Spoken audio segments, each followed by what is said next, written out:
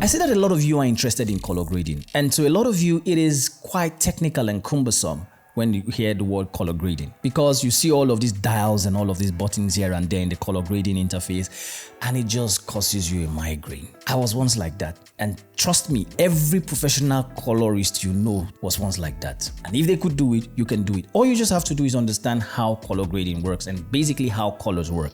And so I want to introduce you to how colors work in filmmaking. Some of the times you notice that filmmakers, especially in this time and dispensation, film flat. You see the video, there are no colors in the video, it's almost black and white, nearly black and white. Why is that? The reason is because when a camera captures, I've said it over time, the camera captures light. So a lot of cinema cameras are designed to focus primarily on light when capturing. So the cameras are focusing on the highlights and the shadows and not necessarily color. That helps the camera to optimize the quality of image that it captures. What then happens to the color? The camera codifies the color in the image. At the end of the day, when you bring out that image from the camera, you put it in a color grading software. You then do what is called conversion. Now in conversion, what you're doing is you're giving the software, for example, DaVinci Resolve, you're giving the software information about the camera used. That way the software will now be able to decode the colors that were codified into the image and bring it out. Now, the advantage of that is that it does not hurt the highlights and the shadows, which are the main focus of the camera. It brings out the colors. When the colors are out for you,